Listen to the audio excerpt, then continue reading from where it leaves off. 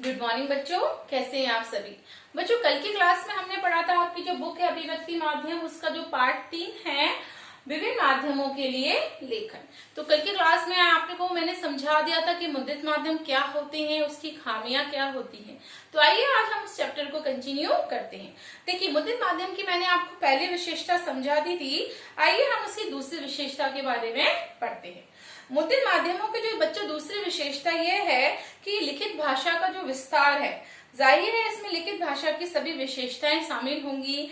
जैसे कि लिखित और मौखिक भाषा में सबसे बड़ा अंतर यह है कि लिखित भाषा एक अनुशासन की मांग करती है, क्योंकि उसमें कहीं ना कहीं बोलने वाला जो व्यक्ति होता है वो तो स्फूर्ति के साथ और स्पीड से फटाफट बोल जाता है, लेकिन लिखने की जब बात आती है तो उसमें हमें व्याकरण का, शब्द शैली का, भाषा का, सारी चीजों का, शब्दों का, वर्तनी का ध्यान रखना पड़ता है, क्योंकि उसी भाषा से हम उपयुक्त भाषा से अपने समाचार को नया बनाते हैं। अगर ये सारी चीजों को हम नहीं ऐड करते हैं तो हमारा जो प्रकाशन है वो पूरी तरह से सही नहीं बैठता। यानी हमें प्रकाशन जो है बच्चों वो काफी सारे लोगों तक पहुंचाना होता है, इसलिए हमें उसी भाषा का प्रयोग करना चाहिए जो भाषा अच्छे से या प्रचलित रूप में होती हो, ताकि उसे अधिक से अधिक लोग क्या कर सके, पढ़ सके और उसके को समझ सके। मुद्रित माध्यमों की तीसरी विशेषता यह है कि यह चिंतन, विचार और विश्लेषण का माध्यम है। हम जब पढ़ते हैं, पढ़ने के बाद हम उस पर क्या करते हैं, आसानी से विश्लेषण भी कर सकते हैं, चिंतन भी कर सकते हैं और विचार भी कर सकते हैं। इस माध्यम से आप गंभीर और गूढ़ बातें लिख भी सकते हैं, क्योंकि पाठक के पास न सिर्फ उसे पढ़ने, समझने और सोचने का समय होता है, बल्कि कहीं ना कहीं उसके पास एक योग्यता भी हो सकती है। जाहिर सी बात है, असल में मुद्रित माध्यमों का पाठक वही हो सकता है जो कि पढ़ा लिखा हो, यानी कि साक्षर हो, और जिसने औपचारिक या अनौपचारिक दोनों में से किसी भी रूप से शिक्षा प्राप्त की हो, यानी कि वो अच्छी तरह से शिक्षित हो। लेकिन अगर मुद्रित माध्यम को बच्चों को एक कमजोर व्यक्ति पढ़ता है, जो निरक्षर है, पढ़ा लिखा नहीं है और जिसने कोई भी शिक्षा प्राप्त नहीं करी, उसके लिए अखबार पढ़ना बहुत ही मुश्किल काम हो जाता है, क्योंकि उसके पास भाषा कौशल का ज्ञान नहीं होता, साथ ही साथ उसके पास योग्यता का भी ध्यान नहीं होता। अगर उसके पास योग्यता नहीं होगी तो उसको अखबार पढ़ने में बहुत ज्यादा परेशानियों का सामना करना पड़ेगा। इसके साथ ही साथ हमारे जो अखबार छापने वाले संपादक होते हैं वो पाठकों और दर्शकों की रुचि और उनके मनोरंजन का पूरा ध्यान रखते हैं, उसके अनुसार ही वो पेपर को छापने का प्रयास करते हैं। मुद्रित माध्यमों की एक और सीमा यह भी है कि वे रेडियो, टीवी और इंटरनेट की तरह तुरंत जो घटी घटनाएं हैं उनके बारे में संचालित नहीं करते। जैसा कि आप देखते हो, कोई भी घटना घटती है हमारे शहर में, हमारे राज्य में या देश में, वो तुरंत टीवी पर आ जाती है, लेकिन मुद्रित माध्यम यानी कि हमारा जो समाचार पत्र होता है बच्चों, उसमें वो घटना अगले दिन आती है। अर्थात समाचार पत्र जो होता है वो 24 घंटे में एक बार ही प्रकाशित होता है। अखबार या पत्रिका में समाचारों या रिपोर्टों को प्रकाशन के लिए स्वीकार करने की एक समय सीमा होती है, अर्थात एक डेडलाइन होती है। अर्थात आपको एक डेडलाइन दे दी जाती है कि समय सीमा के अंदर आपको ये वाली रिपोर्ट बनानी है और प्रकाशित करने के लिए लानी है। कुछ अपवादों को छोड़कर समय सीमा समाप्त होने के बाद कोई सामग्री प्रकाशन के लिए स्वीकार नहीं की जाती। जैसे कि आपको डेडलाइन दी जाती है कि आज की डेट में आपको काम सबमिट करना है, इसी तरह जो पत्रकार होते हैं उनको भी ये डेडलाइन दी जाती है कि आज आपको शाम तक ये काम करके देना ही है। इसी तरह मुद्रित माध्यमों के लेखक को जगह, स्पेस का भी पूरा ध्यान रखना पड़ता है, यानी कि जो संपादन का कार्य संभालते हैं उनको इस बात का विशेष ध्यान रखना पड़ता है कि इस रिपोर्ट को, यानी कि इस घटना को मुझे किस पेज पर छापना है, कितने शब्दों में छापना है। जैसे किसी अखबार या पत्रिका के संपादन ने अगर आपको 250 शब्दों में रिपोर्ट या फीचर लिखने को कहा है तो आपको शब्द सीमा का ध्यान भी रखना पड़ेगा। ऐसा नहीं है कि आप एक लंबा चौड़ा पेज तैयार करो और छपने को दे दो, उसमें भी आपको बहुत ध्यान रखना पड़ता है एक समय सीमा का कि आपको इतने शब्दों में वो आपको अपना रिपोर्ट पेश करनी है। इसकी वजह यह है कि अखबार या पत्रिका में असीमित जगह नहीं होगी तो आपका जो लेख है बच्चों वो नहीं छप पाएगा। साथ ही उन्हें विभिन्न विषयों और मुद्दों पर सामग्री प्रकाशित करनी होती है, यानी कि इसके अलावा बहुत सारे ऐसे विषय होते हैं जिसपे संपादक को काम करना होता है।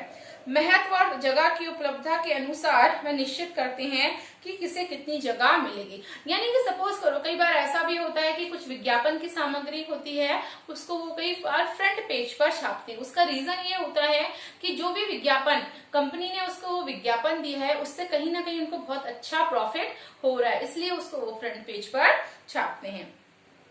मुद्रित माध्यम के लेखक या पत्रकार को इस बात का भी ध्यान रखना पड़ता है कि छपने से पहले आलेख में मौजूद सभी जो गलतियां हैं, अशुद्धियां हैं, उनको दूर किया जाए, क्योंकि यदि एक बार प्रकाशन के बाद वह गलती या अशुद्धि वहीं चिपक जाएगी, अर्थात वो दोबारा उस पर करेक्शन नहीं होगा और कहीं ना कहीं हम गलत चीजों को पढ़ लेंगे। इसलिए उसे सुधारने के लिए अखबार या पत्रिका के अगले अंक का हमें इंतजार करना पड़ेगा। यही कारण है कि अखबार या पत्रिका में यथासंभव कोशिश की जाती है कि कोई गलती या जो अशुद्धि है वो कभी भी ना छप पाए।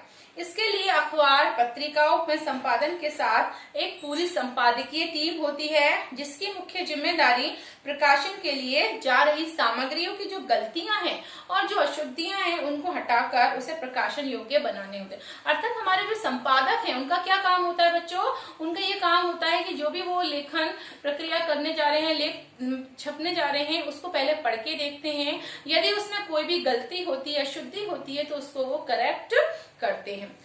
नेक्स्ट हमारा जो बच्चों माध्यम है वो है रेडियो।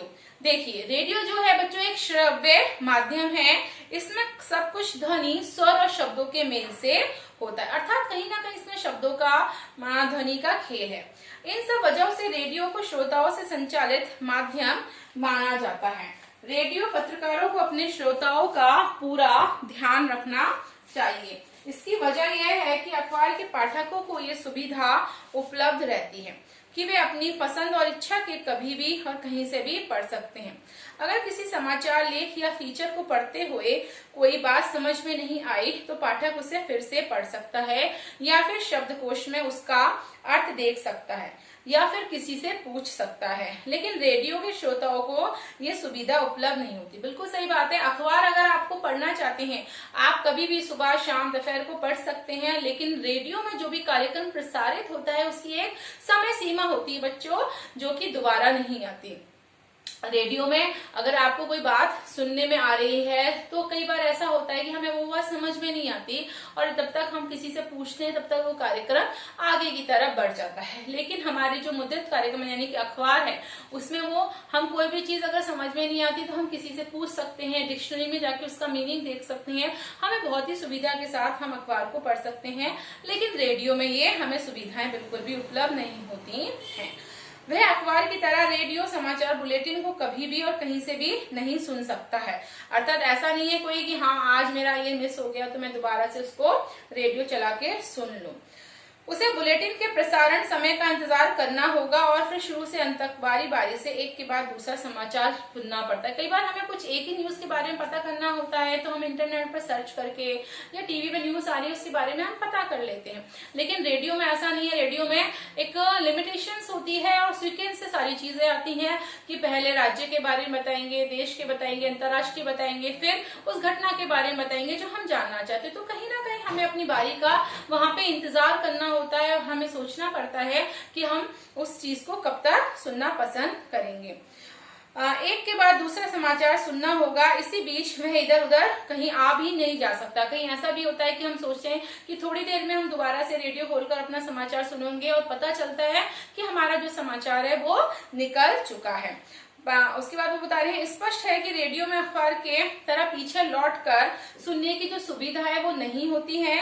अगर रेडियो बुलेटिन में कुछ भी भ्रामक या अरुचिकर है तो संभव है कि श्रोता तुरंत स्टेशन बंद कर दे। दरअसल रेडियो मूलतः एक रेखीय यानी कि लीनियर माध्यम है और रेडियो समाचार बुलेटिन का जो स्वरूप है, ढांचा है और शैली है वो इस आधार पर बच्चों तय होती है। रेडियो की तरह टेलीविजन भी एक रेखीय माध्यम है, लेकिन वहां शब्दों और ध्वनियों की तुलना में दृश्यों यानी कि तस्वीरों का महत्व सर्वाधिक है। जैसे कि रेडियो में हम सिर्फ सुन सकते हैं, लेकिन टीवी में हम दृश्यों को देख भी सकते हैं, सुन भी सकते हैं। उसमें दोनों ही सुविधाएं उपलब्ध होती हैं, देखने की और सुनने की। टीवी में सब शब्द दृश्यों के अनुसार और उनके सहयोगियों के रूप में चलते हैं, ऐसा नहीं है। रेडियो में तो फटाफट फटाफट बोलने की स्पीड से बात होती है, लेकिन जब टीवी में वही चित्र बताया जाता है, घटना बताई जाती है, तो घटना के हिसाब से हम ब्यौरा करते हैं, उसके हिसाब से हम शब्दों को बांधते हैं और शब्दों को बोलते हैं। लेकिन रेडियो में शब्द और आवाज ही सब कुछ होता है, शब्दों के माध्यम से ही हम रेडियो को सुन सकते हैं। वैसे तो तीनों ही माध्यम, प्रिंट, रेडियो और टीवी की अपनी अपनी चुनौतियां हैं, लेकिन संभवतः रेडियो प्रसारणकर्ताओं के लिए अपने श्रोताओं को बांधकर रखने का सबसे चुनौती भर काम होता है और कठिन काम होता है, क्योंकि रेडियो से वही दर्शक जुड़ पाते हैं जिन्हें अपनी पसंद का कार्यक्रम समय पर मिल पाता है। रेडियो समाचार की संरचना। देखिए, रेडियो के लिए समाचार लेखन अखबारों में कई मामलों से भिन्न है। चूंकि दोनों माध्यमों की प्रकृति जो है बच्चों वो अलग अलग है, इसलिए समाचार लेखन करते हुए उसका ध्यान रखा जाना चाहिए। रेडियो समाचार की संरचना अखबारों या टीवी की तरह उल्टा पिरामिड यानी कि इनवर्टेड पिरामिड शैली पर आधारित होती है। चाहे आप किसी भी माध्यम से समाचार लिख रहे हो, समाचार लेखन की सबसे प्रचलित, प्रभावी और लोकप्रिय शैली उल्टा पिरामिड शैली ही है। सभी तरह के जनसंचार माध्यमों में सबसे अधिक यानी कि 90% खबरें जो स्टोरीज शैली में लिखी जाती है, यानी कि सबसे ज्यादा जो खबरें लिखी जाती हैं बच्चों वो उल्टा पिरामिड शैली में लिखी जाती हैं। उल्टा पिरामिड शैली में समाचारों के सबसे महत्वपूर्ण तथ्यों को सबसे पहले लिखा जाता है, यानी सबसे इम्पोर्टेंट बात लिखी जाती है और उसके बाद घटते हुए महत्व क्रम में अन्य तथ्यों या सूचनाओं को लिखा या बताया जाता है।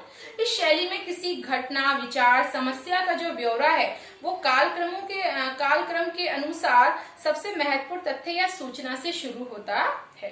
तात्पर्य यह है कि शैली में कहानी की तरह क्लाइमैक्स अंत में नहीं बल्कि खबर के बिल्कुल शुरू में आ जाता है। उल्टा पिरामिड शैली में कभी भी कोई भी निष्कर्ष नहीं होता। उल्टा पिरामिड शैली के तहत समाचार को हम 3 हिस्सों में विभाजित कर सकते हैं। पहला होता है हमारा इंट्रो, दूसरा बॉडी और तीसरा समापन। समाचार के इंट्रो या लीड को हिंदी का मुखड़ा भी कहते हैं। इसमें खबर के मूल तत्व को शुरू की 2 या 3 पंक्तियों में बताया जाता है। ये खबर का सबसे अहम हिस्सा होता है। इसके बाद बॉडी में समाचार के विस्तृत ब्यौरे को घटते हुए महत्व क्रम में लिखा जाता है।